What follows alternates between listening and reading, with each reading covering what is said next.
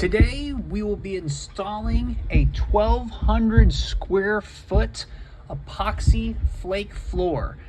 We're over in Dayton, Texas, and we are going to start off with our 5-stage process, which will begin with stage 1, which is diamond grinding the floor. We have specialty equipment allowing us to grind large square footages of floor, including our generator, our diamond grinder, and our vacuum.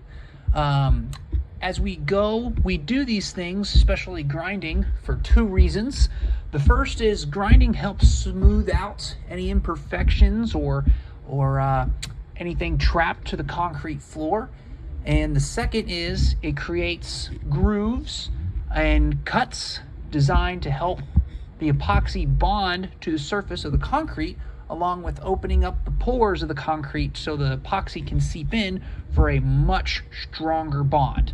So as we continue grinding and cleaning the floor, we can see we've got kind of 2 stages here. We've got the bottom portion, or the lower deck of the concrete floor, and then the upper deck, which we are grinding now.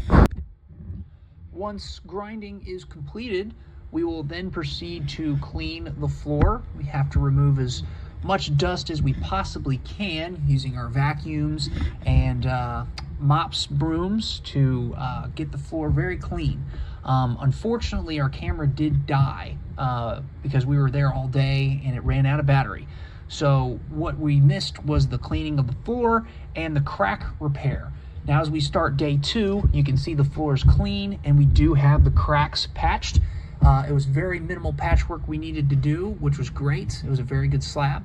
But what we're installing right here is our epoxy prime coat. This is just designed and done separately to soak into the pores of the concrete to create a stronger bond. We're coming back after that is cured, and we're going to put on our epoxy and our flake chips. These are being done with gray on gray, so we're rolling the epoxy on first. It's a little hard to see because of the gray on gray, but you'll see we start broadcasting in the flake chips. We are using about 130 pounds of flake chips. This is considered a full coverage floor, so you can see just about every square inch of floor is covered with the flakes. What we're doing next before the top coat is we have to sand the whole floor. And of course we still have to vacuum and clean it up before we put the top coat on, but sanding makes it smoother and removes any jagged edges from the floor.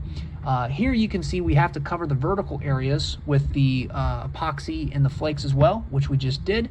And now we're installing the final top coat, the polyaspartic, and you can see that is finished. And now that it's cured, we're coming back to put a top coat on the cove base or the vertical surfaces, remove the tape, and we're going to be done.